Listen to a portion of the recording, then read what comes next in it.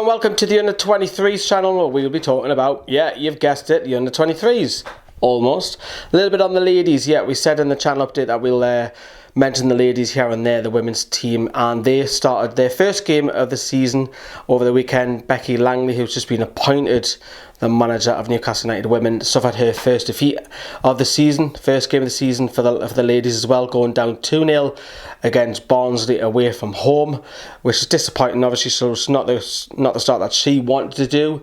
I have to give a massive credit to Paul as well. He's been banging on about this, so this was Paul's idea. I mentioned these a lot more. He mentions it on our Facebook page as well. But interestingly, next up for the women is Sunderland this weekend in the League Cup, I believe it is. Correct me if I'm wrong, but that'll be interesting. So if you're not at the Spurs game away, get yourselves doing to that. Support the Geordie lasses, however. Sort yourselves, get doing there. Right, back to the Under-23's then. So we're going to go back and wrap up and speed you up to date. Get you up to date, and we're going to take a look at the first game. We'll mention it.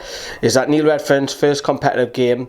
Newcastle conceded not 1, not 2, not 3, not 4, not 5, but 6 goals against Reading away from home.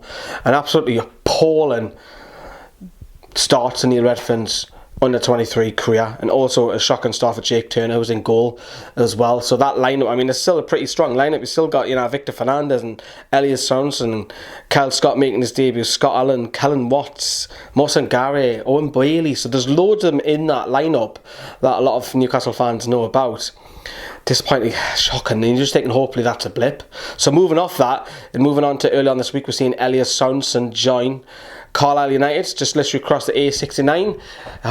45 minutes an hour drive, so it's not too far from him. The Danish Geordie, he came off the bench on the weekend, played over half an hour as Carlisle suffered a 2-0 home defeat against Mansfield off the top of my head in League 2. But look, I think it's good for him to get out on loan, because he's already expressed that he wanted to stay and fight for his place. But I think if it's going to be sent out on loan, Steve Bruce hasn't got him in his plans for this year. But I think for Elias, if he can go out and get 10 league goals this season, 1 and 4, I think that'll be good stead for him coming into back in next year pre-season. Goes and knocks on Steve Bruce's door, if Steve Bruce is still here, by the way, and says, I got 10 goals last season, what are you going to do for me? You're not going to send me out on loan again, are you?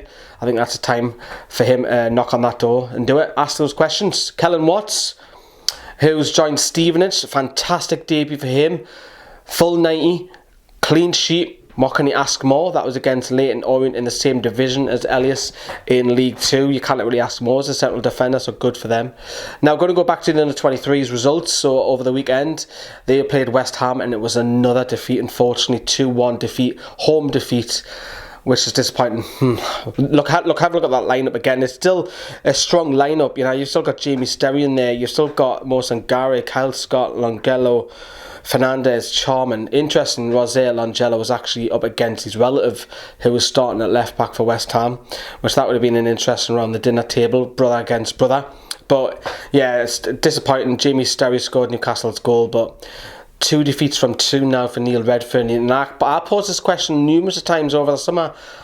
Why is Ben Dawson getting moved up to a higher role when he's doing brilliant with the Under-23s? It made no sense to do it, and now already 2 games in, the Under-23s are copying the first team with 2 defeats from 2. But it's an absolute nightmare game for Oyson McIntyre, who scored an own goal, was sent off later on. Just a horrible all day round for the Under-23s.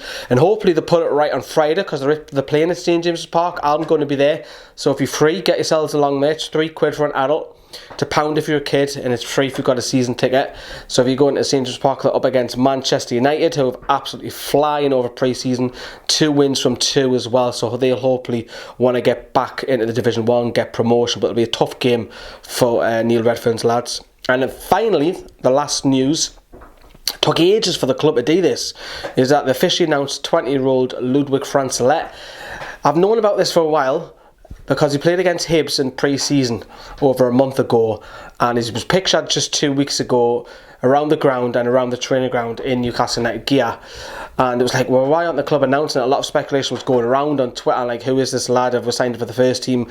And nobody knew the identity of the player, and obviously it's Lucillette. Now, he'll go with the Under-23s. He's more or less a Kellen Watts replacement. I'm speculating by suggesting maybe they waited for his work permit to come through or international clearance, whatever, then allow Kellen to go out on loan. I don't know. But he said that he's proud to be here.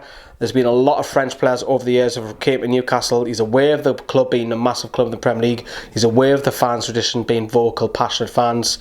Well, let's hope he does well this season. Keep an eye on that as well with the under-23s. But see you Friday if he's going to be there. That's your wrap-up. Have a good night, everyone. Bye-bye.